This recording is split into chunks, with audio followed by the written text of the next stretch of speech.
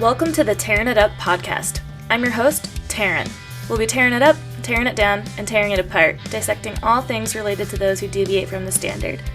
From leaders of their industry to leaders of mediocrity, and maybe a gear review or two thrown in.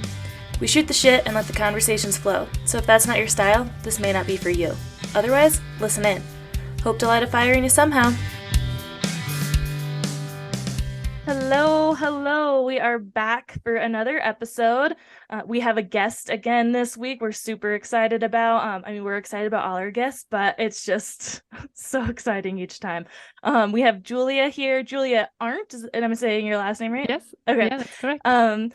She is a, how would you say, like a I don't want to say it wrong, like mindfulness coach or health coach, or what's your kind of title there? Yeah, I usually introduce myself as a peak performance coach and stress management trainer.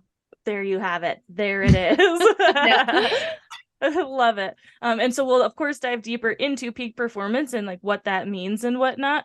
And so I found Julia, I believe, through a client that I had who's a good friend of hers. That's how I heard about her and came across her Instagram and was following her. And then I came across her podcast and was listening to that. And then I got the chance to actually meet her in person here in Truckee at a event for female entrepreneurs. We just took like a big group picture, all the local Truckee and Tahoe female entrepreneurs. And then I got to hear her speak at the Wandering Wild event. She did a whole workshop on burnout. And that's when I was just like, oh my gosh, I have to reach out to her because burnout is something that I think a lot of us have heard about lately and recently and feel it, and something that I think a lot of our listeners can relate to and whatnot. So I wanted to have her come on and talk a little bit more about that. But before we get there, I'm gonna have Julia introduce herself. Just let us know like where you're at today, and we'll find out a little bit more of Julia. Okay, thank you so much, Taryn. Yes, I'm very excited to be here on the show today. Thank you so much for having me. It's always my pleasure, obviously, to share my passion with the world and to provide more insights on burnout and how to prevent it and what the most important things are that you should know about. But before I start with all of that, I usually always start with my accent. Yes. Because people usually always ask me where I'm from, and I am from Germany originally. That's where I grew up for the first 21 years of my life. So I'm full German. And then over the last 15 years, I've lived in 5 different countries. I speak 3 languages fluently differently too, but fluently mostly. I studied in France, in French actually, and then obviously I speak English and I speak German. And I worked for Google for 7.5 years, both in Europe and in the US. That's how I came to the US 9 years ago. And I worked in the Bay Area in Silicon Valley at their headquarters as a project and program manager in various roles in their ads and mostly ads departments, strategic departments. And in the summer of 2018, I experienced burnout. And that was a really eye-opening moment for me because I had no idea what was going on with me. I always considered myself as a pretty healthy and active person. People from the outside would have definitely described me that way. They would probably describe me that way today, and they also did probably a couple of years ago. And I had still a lot of unawareness about a lot of different things, and we obviously still do because it's an ongoing lifelong journey of building awareness and understanding yourself better. But long story short, I decided to take a medical leave for 3 months and really understand what happened to me, and also make a really big life decision that was probably impacting my burnout as well. And so in January of 2019, I left the company after 7.5 years and started to build my own business. That was 4.5 years ago. My business is obviously focusing on stress management, burnout, mental health, and productivity systems. And I created a method called the Peak Performance Method. And I've trained over 8,000 people over the last 4.5 years, mostly with tech backgrounds, right? Because I come from the tech world. So I've been working a lot with tech teams, corporate teams, startup teams, consulting teams, Fortune 500 companies, and obviously also in one-on-one coaching settings. in order to help people sustain their performance over time. Because one of the biggest insights that I gained from my own experience on obviously working with so many different people was that we are very ambitious people and we know how to push ourselves to work long hours and take on extra projects to shine and get to that next promotion or get to that next level that you're trying to and striving to get to, but you don't really know how to do that without burning yourself out. And unfortunately, obviously, that's becoming a much bigger and bigger problem, especially during the pandemic as well, where we saw an uptick in productivity and at the same time also an uptick in burnout, because unfortunately, that comes sometimes hand in hand when you don't have the right habits and routines available to you. So yeah, so I'm super excited to educate people about that today. And I'm going to stop here and let you ask me the next question. Yeah, totally. Thank you so much for that. Of course. It's just so interesting to hear people's backstories, and I think it helps people relate to the person in general, and hearing all that. So when you took your medical leave, and because you were diagnosed with burnout, is that the correct term too, to say diagnosed? I wasn't diagnosed with burnout. I was actually diagnosed with anxiety and depression because in 2018, burnout wasn't actually an officially recognized disease by the World Health Organization yet. That happened in May of 2019, so almost a year after I got diagnosed with burnout in the sense of work-related anxiety and depression. But at the time, I had to take 2 surveys. I went to the doctor and they asked me to fill out these 2 assessments. And that was kind of the first eye-opening moment where I realized, wow, the things that I have been experiencing is actually not really normal to experience on a regular daily basis. And I know, Darren, and also Amber, now you've had the experience to go through an assessment like that as well in order to get a little bit more of an insight into what burnout actually is. Mm-hmm.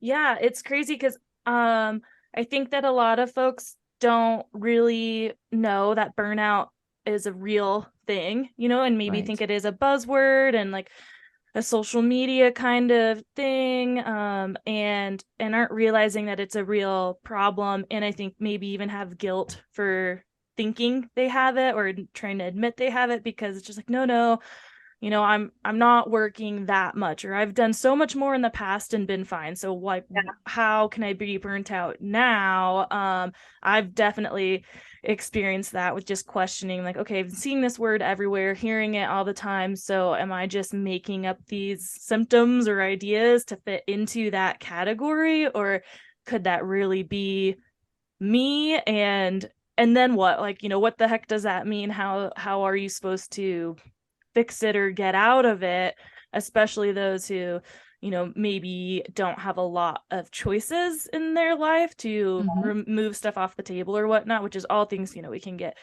deeper into. But just learning that burnout is actually a now under the World Health or recognized disease is amazing. And I think that in itself will help people take a step back and be able to evaluate what's really going on with them, instead of just feeling like it's a cop out or something.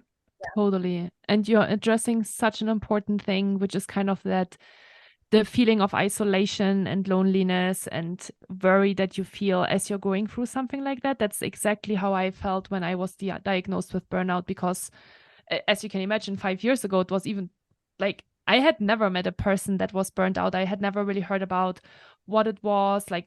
I don't know, maybe someone was talking, maybe you would have heard about depression, I guess, in a way. But yeah, I felt super lonely at the time and really already anxious anyway, right? Because I was experiencing anxiety and depression. And so it's so important to talk about it, and it's so important to help people understand it's a real thing.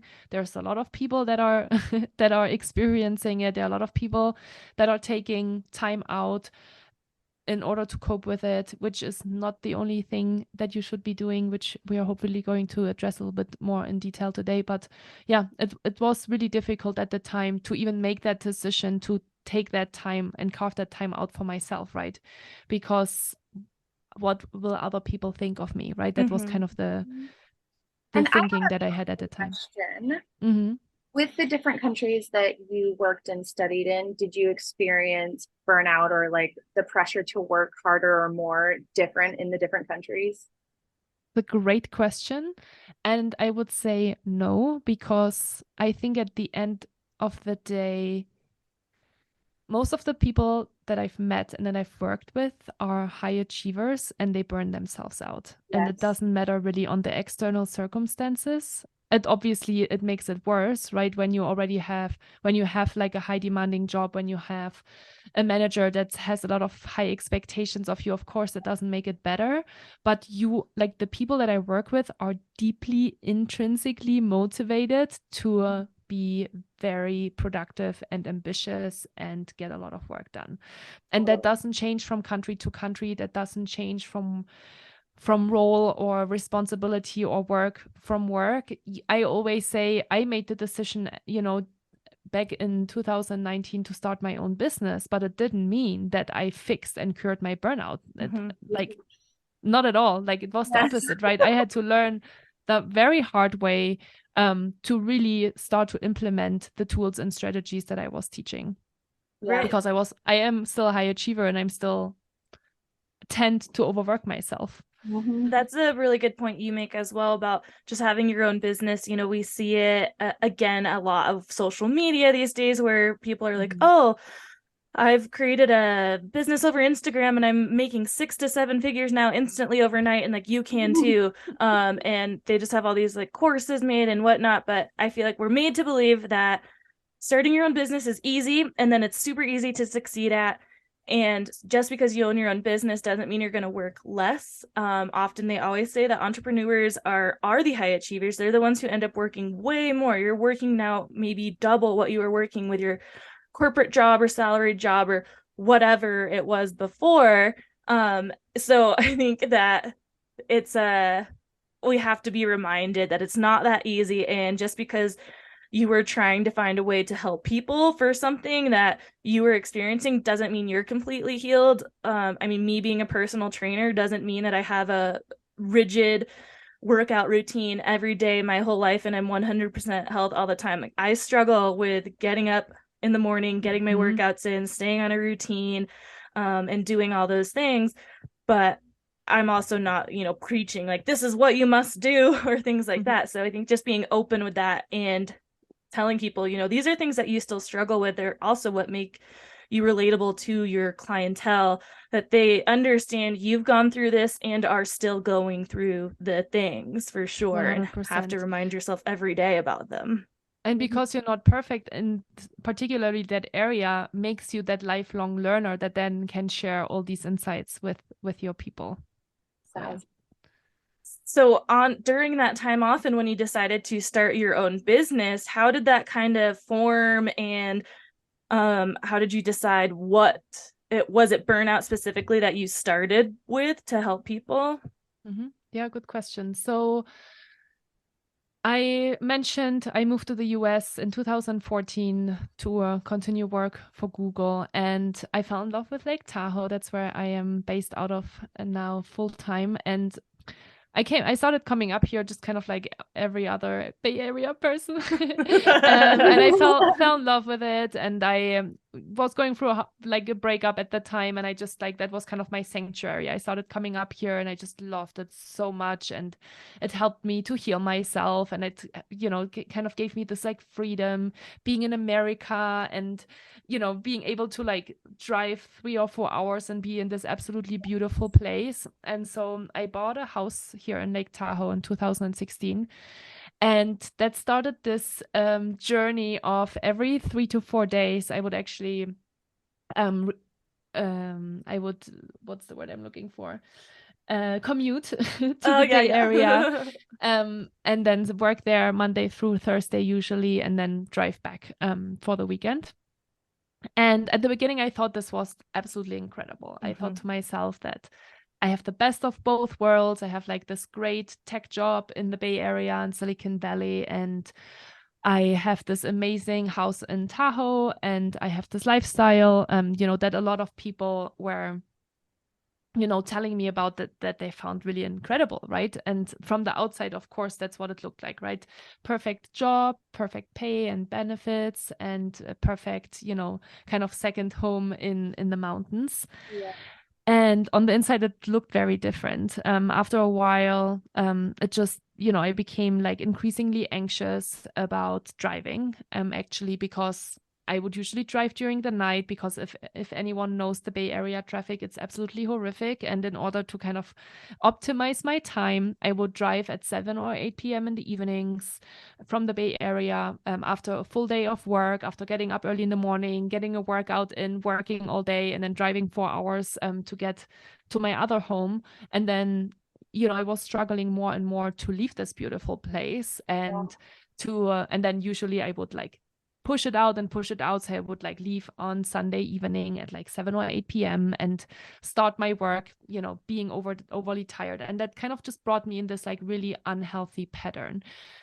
And again, this did not happen over the course of a week or a month. This happened over multiple years, where like just very slowly but surely, there were like habits and routines that I started to break, because I felt super tired. I was really anxious, and I just wanted to be there and not here. And so there was all of that stuff going on.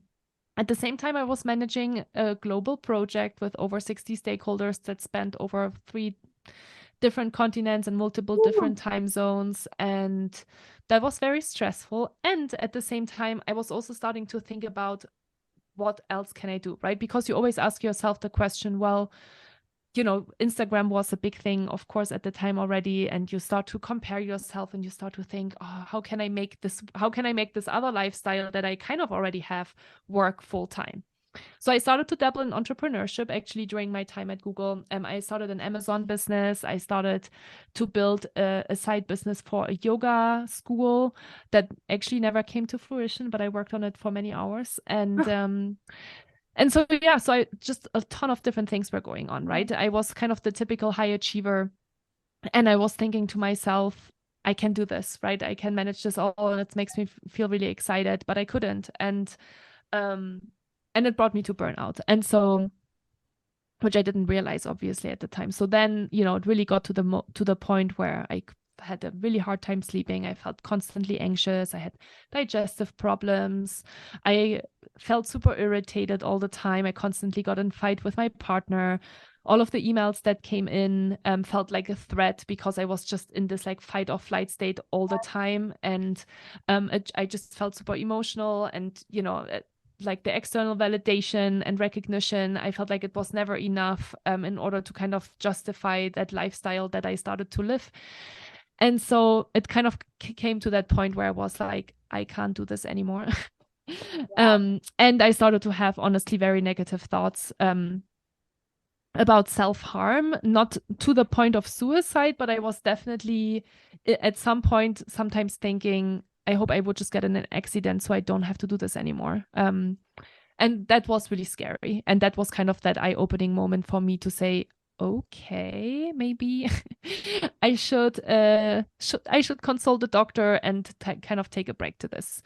And that's when I went to the doctor, when I was diagnosed with anxiety and depression. And I decided to take this 3 months medical leave in order to really figure out what got me here and what am I going to do next. And that's one important thing to highlight here. The type of people that I work with is not all, the people that I work with are not always people that say, I need to leave my job in order to feel better, because hopefully that I made that really clear already earlier on in the podcast today, that no matter where you go, you take your habits and routines with you, because that's who you are. No matter if it is a new city, no matter if it's a new job, no matter if it is a new manager or new teammates, change always starts with you. And I was very aware of that. So I did invest a lot in my own mental health and personal development throughout those 3 months when I was on the medical leave. And at the same time, of course, I had to make this huge personal decision. And it was obviously super scary to me to leave the corporate world, to leave a super secure job,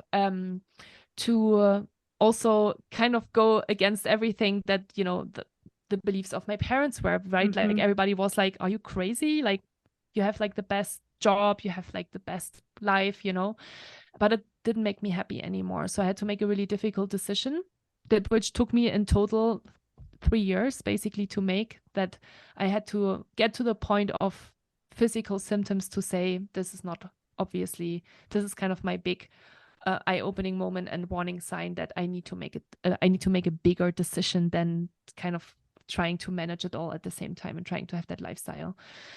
And because of that experience, it's kind of interesting, right? How life kind of sometimes works. But because of the experience with the burnout, that was kind of that moment for me to be like, wow, I had no idea that this was a thing. I always considered myself a healthy and active person. How did I get here? And through that journey of self-reflection and personal growth came that passion of teaching and educating other people about it. I actually attended a stress management workshop myself for 2 days in Berlin during my medical leave. And that was kind of like that idea of like, wow, I want to do what they are doing. This is super interesting. I want to influence people. And I actually came back to Google after my medical leave, and I started to offer internal stress management training. So that's kind of how everything started, with stress management trainings. And I just had an absolutely incredible amount of people that reached out to me that told me that they were feeling the same way and that they were struggling and that they didn't know how to manage it. And so I told myself, okay, if that was kind of the last thing I think I needed in order to say, okay, there is demand and there are people that struggle with it. And from a personal perspective, I had to make that decision because it gave me so much anxiety to drive, and that it was just not something that I wanted to do anymore. And so I started my business. Wow, that's amazing. And just an amazing story to hear about. You know, it's not just, oh, I'm stressed at work, I have so much to do, I can't answer another email kind of thing. But like you said, you saw physical things like symptoms manifesting in yourself, and as well as like these thoughts and the self-harm kind of thoughts, because I've 100% been there, not to that point like you mentioned, but exactly what you're thinking. It was like, oh well, if I got in a wreck right now, I wouldn't care that much, because I just then I wouldn't have to make any more decisions. I'd just be like, cool, it's taken care of for me. I don't have to worry about it. And just being overwhelmed by so many things going on in life that you just don't know what step to take next. But again, there's just always this feeling of guilt of like, I shouldn't feel like that. I'm really, and like in your experience, feeling at first like you have it all. You have this dream life that so many strive for, is to have a second home in a beautiful location. It's not that far. You're going every weekend. Like how could you want anything more? Right. And then you realizing that, whoa, no, this is not how I wanted it to be. Things are not working out the best, and how do we change that? So what would you say if someone thought they had burnout? Well, I guess before that, let's talk about peak performance coaching first, and what it is exactly that you do, because you introduced yourself as that peak performance coach. So what is a peak performer? Yeah. Well, so a peak performer for me is a person that's highly ambitious and that's always striving to do their best. And they are probably people that have been successful their whole lives. They've got A grades in high school. They got the best internships and placements in college, and they got into the best colleges, obviously, because of their great extracurricular activities in high school and their grades and so on, right? So it's kind of been that thread throughout their whole life of always overachieving and always being the best at what they're doing. And for a while that works. So that was my experience as well, right? Like it works for a while. And then I started working at Google after completing my master's degree in France. And I came to this place that, everybody, I think, always maybe, I don't know, fantasizes about in a way or the other. Like I came to Google. And, it was a big deal, of course, but in 2011, I don't know, I had not really, I had never considered working for Google. It was kind of a total coincidence that I started working there.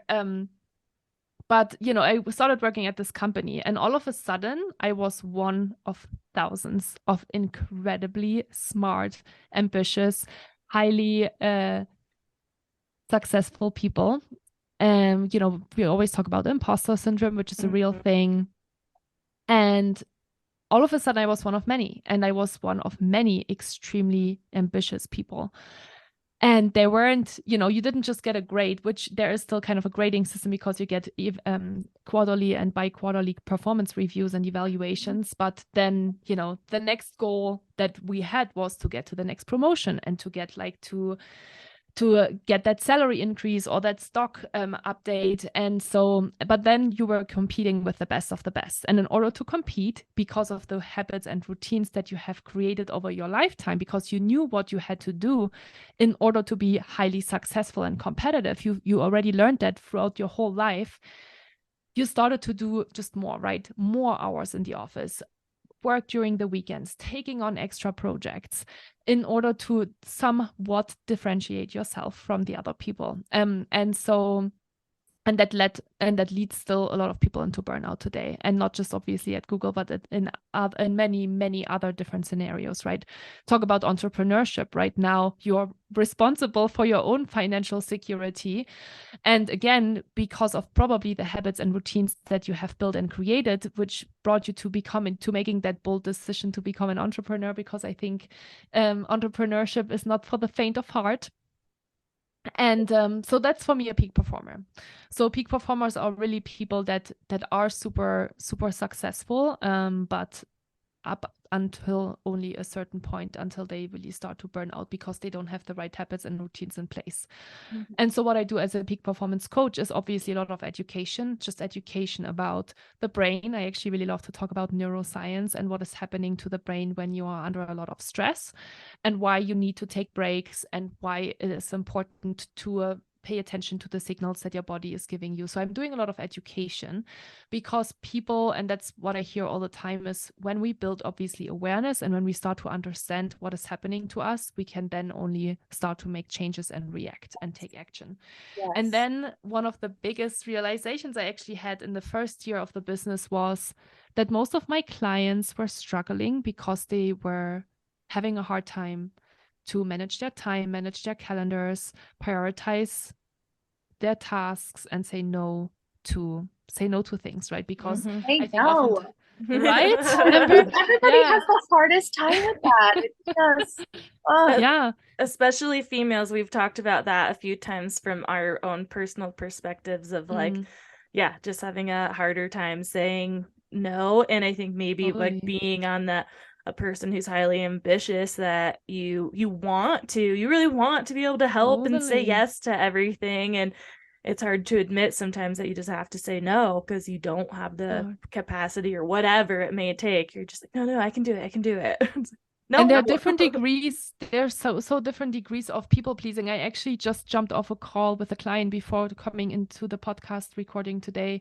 And we were talking about setting boundaries because she had taken on too many projects at work. And she was in tears because she said, I'm having such a hard time to say no because I want to people please. And it's really difficult. Like, we can talk about it and it sounds kind of easy and simple and light, but I know that there's really obviously something internally that's going on that makes it very difficult sometimes to set these kind of boundaries. And that's what I try to help people obviously work through. Yeah. And there are definitely people who will take advantage of people who have a hard time. Right. Rude. So rude. Yeah, but that's the really fun part for me. So obviously, besides the passion for me for mental health and stress management and burnout, comes a huge passion for productivity and structure. That's probably why I was a project manager as well, and project and program manager, but also maybe my German discipline and structure. But I love that. I love to help people really bring in those systems in order to help them better manage their time and calendar, because here's the thing. Usually when we talk about stress management, we say, well, you should do some self-care, right? You should take more breaks. But then people don't know how to do that because their calendar is so cramped and they have so many competing priorities and they have constantly fires that they need to put out, that at the end of the day, they end up being in meetings all day long and then putting out fires all day long. So they only get to their actual work in the evenings and during the weekends. And so then obviously the first thing that they cut out of their super busy day is their self-care time, right? And I know Taryn, you can relate to this as a personal trainer. I'm sure you see this all the time too. But if you feel like you like that, this mental, it's like it requires mental toughness, right? To make that decision, especially at the end of the day when you feel super mentally drained because you've been working all day long, to still make that mental decision of, okay, now I'm gonna work out, or now I'm gonna make a healthy decision about my food, right? Or now I'm not gonna sit in front of the TV and just watch Netflix because that's honestly the only thing that I want to do, right? And so that's why I integrated the productivity system into the peak performance method, because that's like the biggest thing. And that's what a lot of people come to me today, that they say, I need new productivity systems in order to help me sustain that performance for the next career step, for my family, for my partner, for myself, right? For all different kinds of reasons. Yeah, I mean, time management, it's always been something that I thought I was pretty good at, but in the sense of like being very efficient with my time, of like, okay, while I put this on the stove, I can like do this over here, and trying to do the million things at once, but never were these ideas or systems in my mind like prioritizing myself. Like, I'm not looking at my whole day and like, what can I change or move or whatever to make sure I am taking that time for myself to work out. And as a personal trainer, you see a lot of clients when they start to drop off, they're not adhering to the schedule or deciding they don't want to continue on. A lot of times it becomes to the point that they just don't have the time in their schedule because they're also doing something for someone else instead. And I mean, when I took a huge step back from training because I was stacking my schedule to fit everyone else's needs in there, and my mental capacity and energy was so drained at the point that I'm like, well, now I'm not getting my workout in because I'm taking these early classes or sessions, which is usually the time that I would work out. And then if I didn't get it in by the end of the day, I was just like done. So I think prioritizing time and helping people to kind of find those holes in their days, maybe, or what they could move around, or even just giving them the power to say no to other people, like helping them find that inner voice or whatnot to be able to change things, is just amazing. And like I said, a thing that people don't really look at, I feel like. Yeah, it's hard to listen to that voice sometimes. Yeah. And I had another client this morning that just went through the program, and he said to me something really powerful, which was, I thought my time management was somewhat okay, but then you look at it right from a different lens, or you obviously realize that's still not kind of working for me. And there's so many layers to getting better, right? It really takes time, and it's a lifelong learning. Like, I sometimes have days where I'm great at my time management, and then sometimes I pack it full because I think I can get it all done, and then I feel overwhelmed at the end of the day. But obviously nowadays I know how to manage it a lot better, because even though I still have days like these, I know also how to kind of counteract it. Right. Learn from it. Yeah, exactly. So it's like, and you have the tools to, it's still going to happen, but you know what to do after. Like, okay, I did that yesterday, so today I need to like reel it in or whatever, as opposed to just letting it snowball into now every day is going to look like that. Exactly. Because I'm like, okay, well, I'm going on vacation next week, so that's fine. I can hustle through this week or whatnot. And then, you just never end up stopping. Then you're on vacation and just like, I'll answer a few emails, I'll do this or whatever it is. So would you say, are most of your clients, are they experiencing burnout, or is that just like a percentage? Like, yeah, it's a good question. Unfortunately, I do have a lot of clients that experience burnout because oftentimes, unfortunately, again, we need to kind of feel the pain to have that realization, I need to change something about it. I have people to varying degrees, I would say, in the burnout stage. Sometimes I have people that have had maybe a situation or maybe a few weeks where they're like, oh man, and then they come to me and they're like, I don't ever want to feel like this again. And then I have clients, unfortunately, that have experience probably 2 or 3 burnouts and medical leaves and all the things before they realize, oh, it doesn't just help to take a vacation, or it doesn't just help to change the job, or it doesn't just help to take a medical leave. It must have something to do with me. And then they become more open to saying, okay, what do I actually, like they are ready to be taken more under the microscope of what do I actually need to do in order to build sustainable performance. I do actually do leadership and executive coaching as well. So I do have clients that come to me that want to talk more about career stuff as well, which is very related to burnout. So I'm always very excited to talk with people about that too, because sometimes people come to me, they don't realize that they're burned out, but they say, I want to really change my job because I don't really want to do this anymore because it overworks me so much.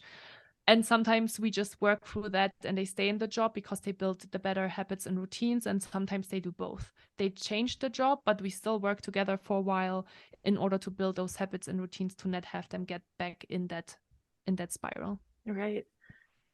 So what would you say, like some key symptoms of burnout are? I know it can be hard because it's just like with the common cold, I feel like, or even more serious diseases or whatnot, illnesses, all kind of start with symptoms of the common cold. So I feel that could be similar to burnout, as you might be experiencing all these things. Maybe it's burnout, maybe it's not. But what are the key points that someone should look at themselves to decide they want to dive deeper into figuring out if they do truly have burnout? Right. Yeah. And you're making a super good point. Each person is different and each person experiences it differently. And I hope that I've shared already a lot of kind of my personal signs, right, of like sleeping problems and anxiety and negative thoughts and feeling super irritated all the time. That's some things, right? I usually take my clients through an exercise where they have to identify their own early warning signals. They can be either physical or emotional. Physical can be anything from digestive issues. It can be an eye twitch. It can be tight shoulders all the time, right? Or be feeling super stiff in your neck, having stomach aches, anxiety, migraines, constantly getting sick because your immune system is super down because you're constantly in fight or flight. There's literally there's not an exhaustive list, right? So that's physical. And then emotional, obviously. Emotional is usually feeling super tired, feeling super negative, feeling just having very negative thoughts all the time. I have clients that say, when I'm in a really bad burnout, I don't even have the energy to roll over to switch off my light or to get out of bed, right? Yeah. Which is kind of obviously the severe case of burnout and depression, but it really ranges. And we mentioned it before, but if you are curious to identify where you are at with your burnout risk level, there's an assessment. I'm going to send you the link, Taryn, and you can share it in the podcast notes. Absolutely. Because it's not really on the website yet. I'm kind of still incorporating that. I just did that for the live event, and I saw that a lot of people resonated with it. So I'm starting to try and incorporate it more. But that's super helpful because, and that's obviously that's not, again, also not an exhaustive assessment of are you there or are you not there. It varies. People can have a green, kind of a green, right? It's kind of the traffic light system, green, orange, and red. They can be in the green state and still be burned out. But it can give you some insights, and it can give you a starting point to identify where am I at on the burnout scale. I think that's a great way to describe it, as a starting point, especially for people who aren't maybe ready to fully admit, or they don't have someone to talk to. They have no idea where they would even go to find out if they were really suffering from burnout. Is just doing something like this to give them their own like private time to really think about these questions and answer them honestly. And then from there, hopefully look into their results a little further and make a next step. And that's my next question, is with being diagnosed, again, completely can depend on where you're at in the world, what you have available to you as far as any kind of medical help or resources rather. Would this be something that a Western doctor would even think about right now? Do you think that you'd be able to go to your doctor, say, here's my symptoms? Because I think, many people might get the responses like, oh, you're a little stressed out. Maybe here's a pill to calm down. Or it sounds like you have some anxiety. Here you go, take this, and not dive much deeper. So do you have any kind of recommendation onto the type of healthcare provider that people can look to further get a diagnosis on this? That's such an interesting question. So I do want to say, I want to actually have say something about that, and then we'll talk a little bit more about the provider. But that's unfortunately something I see very often. I have clients that come to me, they are already on anti-anxiety medicine, they are already on antidepressant medication, they are on sleeping pills, they are on Adderall. Wow. Like it's all the crazy things that you can think about. And for me, it's always a bit shocking, and it's a little bit my culture as well, because in Germany, it's definitely not that way. There's definitely a different culture in Germany versus the US in terms of medication and taking pills for stuff.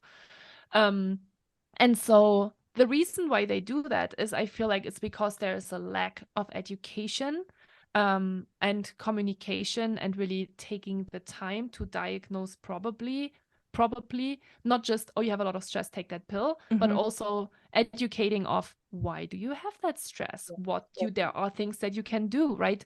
The biggest shocker for me is Adderall. Honestly, that's been something that that I've only started to like, that trend has been happening for the last like 6 months. I have more and more clients that tell me that they're taking Adderall, and they're in their 30s and 40s. And, if you're not familiar with it, I guess what I've heard at least is that it's kind of common in college sometimes that people take it in order to like have a night where you just get some shit done.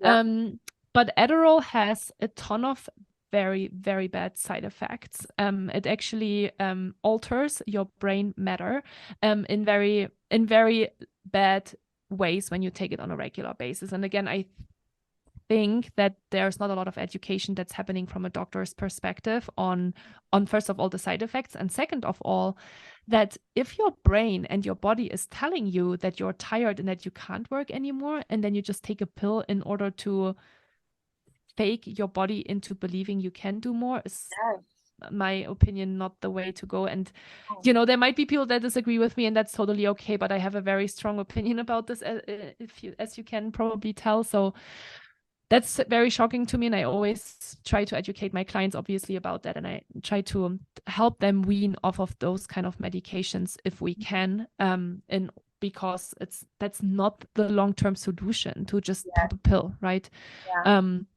And so that's unfortunately kind of the sad reality, because as we know as well, right, to protect the healthcare providers, they have limited amounts of time per client. Like, do they have time to sit with them for an hour and talk with them about why are they in that high stress state? What can they do about it? Talk with them about the habits and routines that are impacting that, and so on.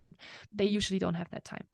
And so my tip then would be, from a healthcare provider perspective, what I did was I obviously got that medical leave from my healthcare provider at the time, and she obviously offered me anti-anxiety and antidepressant medicine that I gladly declined.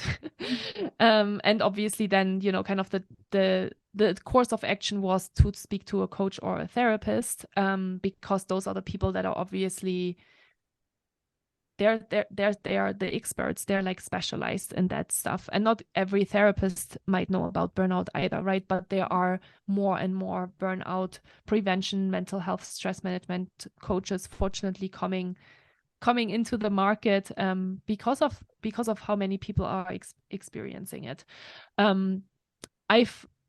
I use myself as my own guinea pig through my own podcast. I meet a lot of incredible people. I meet obviously coaches and trainers. I meet naturopaths, and anything that psychologists, psychotherapists, all the things, right? And so I've tried a lot of things myself over the years as well, because I'm always curious to learn. And I've been seeing an incredible naturopath here in Tahoe, actually, over the last 2 or 3 years, that does my blood work, and that helps me to make sure that I'm my best self from that perspective as well. But that's all, like, we never really talk that much about stress management or how to cope with these things. So I do believe that in order to really tackle that, you need to probably see a specialist beyond that medical diagnosis. Yeah, totally. And also just like being in tune with yourself, asking yourself, what are these feelings that I'm having? Where are they coming from? Where in my life am I feeling the most pressure? It's just going internal. And instead of taking a pill to mute it, dive in and assess things and figure out where you're feeling it. Yeah. Do you think that having your like cultural roots in Germany were what enabled you to say no to those pills in the first place, just knowing like that's not how your medical system works, that it was a little bit easier? Yeah, I feel like I think so. A lot of people in the US were given this dream idea of these instant gratification, instant solutions. And when someone who's a professional is like, yeah, here, take this, you're like, okay, yeah, I'm supposed to listen to you. That it can take a lot for people to say no, even if they feel uncomfortable with it. And like you said, it has a lot to do too with, how much time does the doctor have to be able to spend time with you and really figure out what's wrong. But I do hope that people can find like what Amber said, go in, think about like what it is, where these things are being caused from, and hopefully if you left an appointment not feeling like you got answers you wanted, that you try again, find someone different, find someone who's going to listen to you, or who has more of a specialization in these kinds of things than just your regular general physician. But again, it's all so hard. Like it's not so easy trying to find the people and get the answers, because funds as well. Yeah. And if you get shut down from your doctor or whatnot, then it's like you may feel that your feelings are invalid. Like, okay, well, I guess I'm not actually burnt out, and maybe I am. You are already in that fragile state when you go to the doctor, right? And you are already feeling all these things. Of course, you want to have a fix at this point. I do want to say as well, I think it's a really cultural thing in the US in terms of pill taking. Like, again, like it's just very interesting for me to observe it. But I remember the first ski lease that I had in Tahoe in 2015. We would come home from the mountain and people would just take an Advil just to take, because maybe their muscles would get sore later on, and it would just blow my mind away. And but because you are little and your parents are like that because their parents were like that, and so it's just kind of like just been handed through the generations that that's the most normal thing to do. And obviously it's very accessible here as well in the US and Germany. It's not like that. Like you can't just buy Advil and ibuprofen and all these different kind of pills you can't just buy it. You have to go to a specific pharmacy, which is a specific place to go in Europe usually, and you need a prescription, or like you talk to a pharmacist first before they give it to you. And so that's obviously a very different thing too. Which is then my mom's husband would be like, can you bring me like a 500 pack of Advil when you come to Germany the next time? Because it's just like such a thing, Yes. Oh my God. Yeah. That's how we feel when we go to Mexico. It's like, you can go get anything you want down there. And but we can already get it here. I mean, the things you had to say about Adderall blew my mind, because I know a lot of people still who take it for whatever reasons, whether they are actually like prescribed it themselves, or if they are abusing it in other ways just to like I said, like have that extra edge. And it's like, well, no, if you're tired and you can't think anymore, like maybe it's time to like take that break. You don't really need to press through, and the long-term effects aren't really worth it to get you through what like liver problems, adrenal problems, kidney problems.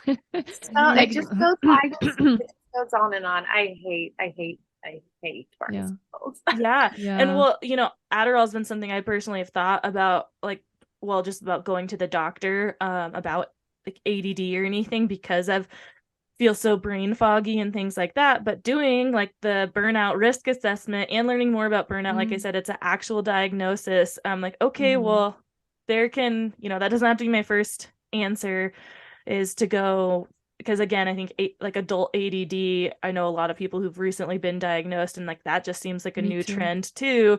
But really, Totally. like, is it burnout? Like, is it just fucking burnout? Totally. Like, You're speaking from my heart. yeah. Doing the assessment with you at the Wandering Wild event was amazing. I did, maybe you can talk a little bit about the assessment. So I got the challenger, Amber got the investigator. How many categories, I guess, sir, like, do you have in the assessment? How many options are there? There are 3. Mm-hmm. I have to open it up Yeah. because let me see here. And I will, 100% be linking that, because I think, like I said, just Cool. that starting Because people point will of be really it. interested in it. Yeah. Yeah. Absolutely. I wasn't honestly surprised with my with my results, and it did validate me. So I felt like, okay, yeah, I'm not crazy. Good. Yeah, so we had 3, the seeker, the investigator, and the challenger. So the seeker would be green, the investigator would be yellow, stage risk level, and then the challenger would be red.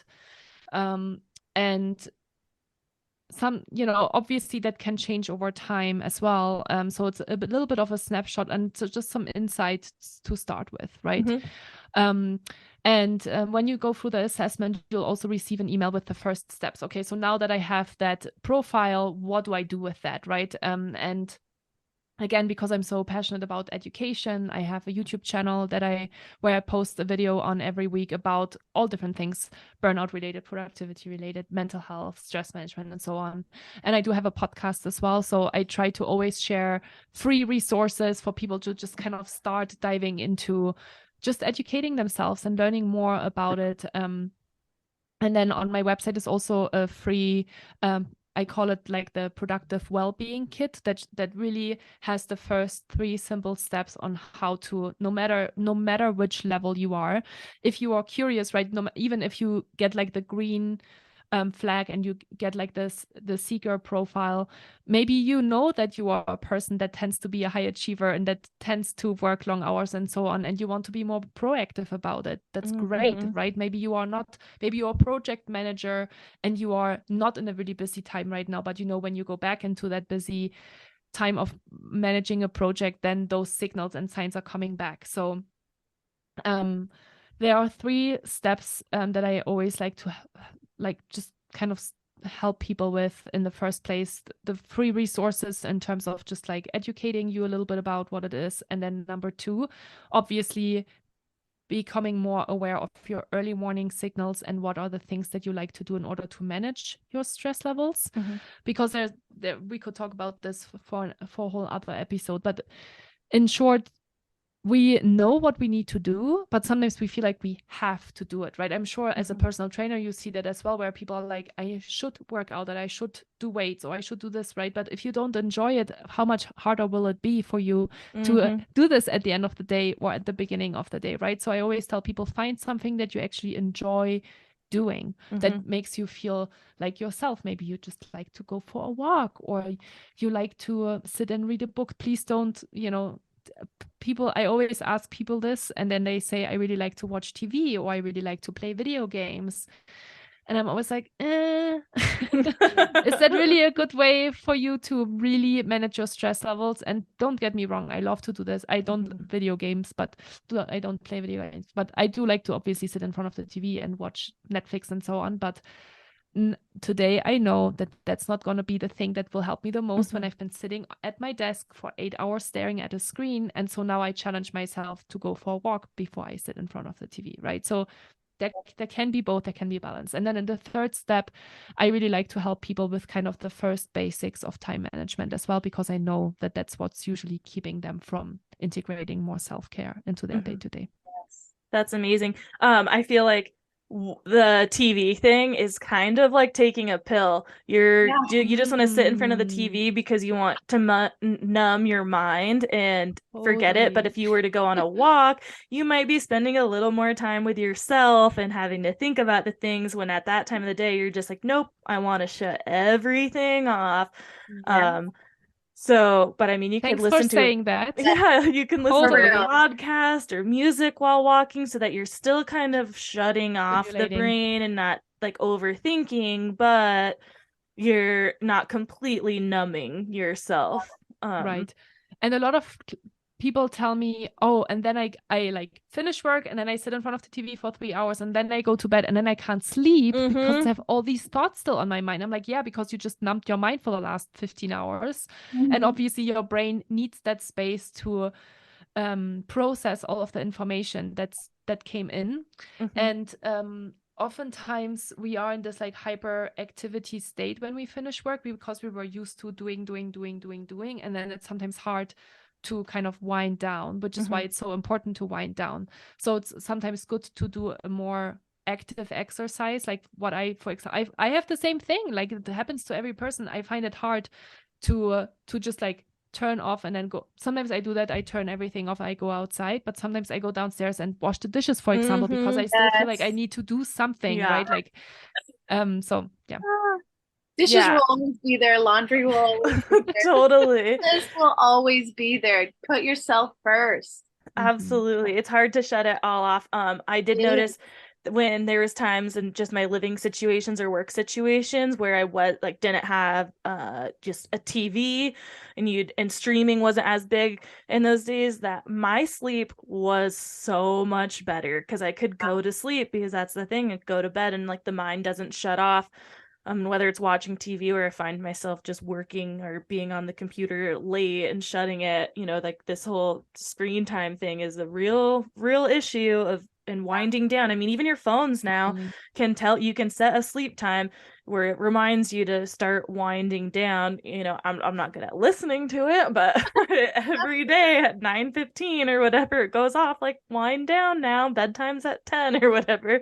Like, thanks for the reminder. But do you mind if we share the description of the results that we got in the assessment? No, okay. Please. Yeah. Okay, so I got the Challenger, and right away in big capital letters, the description starts off as saying, it's time to get serious. You're constantly context switching and you have a huge list of things to do. But no matter how long you work, at the end of the day, you wonder where your day went. You don't feel accomplished and as overwhelmed as ever, or are as overwhelmed as ever. I might have forgot a word. You feel disorganized in your work life, and it's starting to spill over into other areas of your life. And that is just like nail on the head there. I constantly, like when I think about my work life, have like 10 to 15 tabs open and I start doing one thing and it reminds me like, oh shoot, I got to do that, and I'll switch back and forth. Sometimes it's required to do so if I'm because I also do marketing, and so if I'm coming up with a weekly newsletter and I am linking to a blog, I go to that blog and realize like, oh my God, this hasn't been updated in forever. Now I have to update that before I can finish this task. So sometimes in my job, I'm kind of forced to do those things, but that's just the way my mind always is, and that always has worked anyways. And I swear every day I'm like, how the hell is it? What? It's 4:00. Like, what happened? I was up at like 7 a.m. like ready to go. How did I get here? What did I do all day? So that was just so fitting to me. Amber, what about you? What were yours? I got the Investigator. It says, build awareness. Do you see bright yellow from time to time? Similar to the traffic light, where yellow is the shortest phase, you are starting to get warning signals that your work and or personal life is getting too much for you. Feeling of overwhelmness, stress, having a hard time falling asleep, and feeling more unfocused at times throughout the day are signals that you are pushing yourself too hard and you are not taking enough breaks. Or maybe you are skipping them altogether. That is a fact. This is an important time to start paying closer attention to your warning signs, which I'm going to do now that I know more of the warning signs. And taking action by creating new habits and routines that support your lifestyle. The first step to change is building awareness, and good for you to spend this time on yourself. I will send you a follow-up email and step-by-step guide. So great. Awesome. Cool.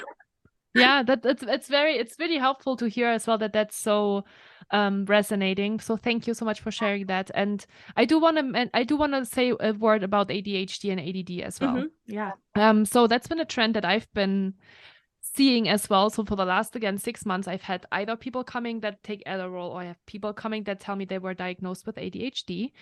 And I didn't have I'm obviously not a mental health counselor, right? I don't have a background in counseling or anything like that. So, but I'm super curious about these things. So I actually just read a book on ADHD over the last couple of weeks because I just have so many clients that are being affected by it. And ADHD is oftentimes also treated with drugs, which there is like a brain thing that's happening when you have ADHD. And from the things that you explained to me and to us a little bit ago, Taryn, that like context switching and task switching, I think a lot of people can relate to that. And a lot of people tell me now, maybe I have ADHD because I'm constantly task switching and context switching. And what I've learned from reading this book is that that's not what ADHD is.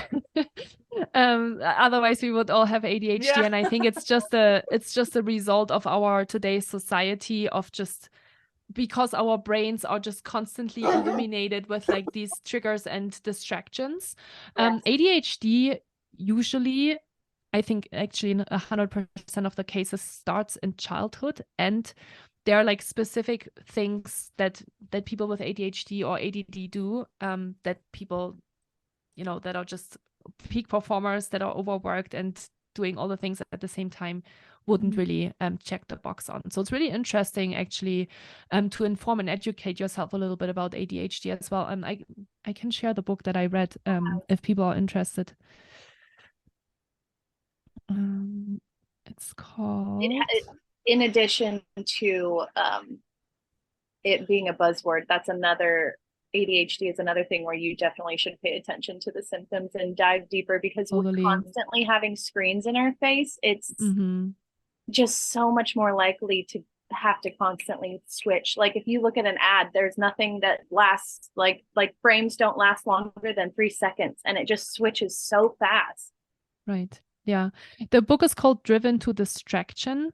And I think the biggest thing that I learned is that people with ADHD, they really can't help it. Like they constantly lose their jobs because they really don't finish the projects. They constantly, maybe they are in relationships, but maybe they are constantly forgetting things. And like, it's really severe. Like when you have ADHD, it's like it's a severe thing. It's not like you're constantly task switching and you kind of feel like brain foggy. It's usually like a much more severe state. Just to like very high level say what ADHD or ADD is. Yeah. Significantly deeper than. Significantly more severe than what probably 90% of the population experience. Yeah, or just stating, I think I have ADHD. Yeah. And people are disappointed when they're not being diagnosed with it. I had a client that went through the assessment, and she said, I didn't have it. I wish I would have had it, because that would have explained why I do certain things the way I do, right? Yeah. Absolutely. And I'm like, yeah. And we use those as excuses to then take the pills, and then, yeah. And then again, they're all Band-Aids anyway. You're not finding the true answers of how to fix the problem or the root of the problem, or even if it is an actual problem. But I know that when I go to the doctor for whatever reason and I don't have a straight answer, I'm like, damn, I really wish, because now I have to like dig more. So I understand people having disappointment in that, but then realizing like there are other things out there and other resources to help you get to the point to really solve the issue, instead of like, now I have to take this pill for what, the rest of my life, or how long, or whatnot. But yeah, the attention span thing of just what our society is these days is insane. I mean, people like that. I think that's where video and podcast has become so big, because people can like listen to podcasts while doing things, and they're not having to read a book or read a blog or anything like that. And I mean, sometimes it's just people can learn better by listening than reading too. So I mean, I'm no shame on the podcast thing becoming huge or anything like that. And even with that, like, look at the trends of that. Like now it's all short video because people have an attention span of a bird and they can pay attention for 15 seconds and then they get distracted by the next thing. And so short video is becoming more and more popular, right? So it's just insane. But I just actually went, as I mentioned, my podcast has been around for 4.5 years. And sometimes I, look at the analytics, and I actually saw that this month was the month with the highest downloads I've ever had over the last 4.5 years. And it honestly always makes me happy to see it. Obviously, not just because I have a broader reach and I can reach more people with the message and educate them, but also because it means people actually do go back to podcasts and they do listen to it. And they do take that time for themselves to really invest, because that's self-care for me too, to listen to a podcast and to educate yourself. Speaking of self-care, what is your favorite thing to do when you're starting to feel burnt out? I need space for myself. I'm an introvert by nature, and I am obviously very interactive all day long with client meetings and creating content and so on. So I just need space. I love exercise. So that's a big thing for me, but it is sometimes hard when I am super mentally drained in the evening to be like, and now I do like a super hardcore workout. Sometimes that works in the summertime. In the wintertime, it's harder. I don't know if you just saw my dog laying down here in the background. He's my little accountability buddy. He's saying, Mom, we still haven't been outside. Yeah. Come here. I've had to keep putting myself on mute because I've had been able to have my door open all day, and the dogs just keep barking at the crows. I know. I had to lock them out. They can pick up on our nervous system. They know. So he usually jumps up at me, especially when I'm quiet. When I speak, he kind of knows I'm busy. But when I start to be quiet, he's like, "Okay, Mom." My favorite way is definitely to go outside with him and then to just be by myself. Yeah, that's great. I can totally relate to the space thing for sure. Needing to just have some alone time. Yep. Yeah, absolutely. Especially as I get older, I'm like, I need it more now. 100%. Welcome to the 30s. Yeah. Totally. Yes. Hot topic of ours many a time is just being in our 30s. I'm like, what is life right now? Well, Julia, thank you so much for coming on and talking to us and sharing some resources, which I will link in the show notes. Before we sign out, though, let people know where they can find you, whatever social media handles you want to share, website or anything like that, your YouTube. And again, I'll link it all for you guys to click on later in the show notes. But perfect. Thank you so much. Thank you so much for these cool questions. I really love these kind of conversations. So thank you so much for having me and for making the time in your evenings to record this. I would say the best way to start is either my Instagram account, which is Julia Arndt Coaching, ARNDT, and my YouTube channel, which is just my name, Julia Arndt. Awesome. That would be the best way to start. And then there's links. On my Instagram account is actually also the link to the assessment. So either in the show notes or I actually did already link it to the Instagram account, to the bio link stuff, where you can just click on that as well. Perfect. And if people want personal training with you, is that also in your profile? Yes. Awesome. So best way to find Julia will be her Instagram, where you can find the links to the burnout assessment so you can take it yourself and then figure out what steps you may need to take personally, and her website for one-on-one coaching or group coaching, or find out the services she has to offer, and as she mentioned too, podcast and YouTube, where she shares a lot of free information and resources. So I think, like I said, I've been following Julia for a while, and just all of these resources are amazing to have. So I definitely suggest checking her out for sure. And with that, we'll just tell you all goodbye, good night, good morning, again, whatever time of day it is, whatever day it is that you're listening. Thanks for listening, and we hope you got something great out of this episode. Bye. Thank you. We We hope you enjoyed this episode and would do us a huge favor, since we don't have any sponsors or anything like that, and would rate and review us on whatever platform it is you use, Spotify, Apple, Stitcher, whatever it is. And if you're listening and downloading just through the website, tearingituppodcast.com, leave comments. We'll definitely engage back with you. And on social media right now, we're just on Instagram. Tearing It Up Podcast is the handle. Like the post, share the post, comment on the post, whatever it is you got. Show us your love so we just stay relevant and show up in the rankings at all. So again, rate and review, please. And we'll see you next time. Thanks.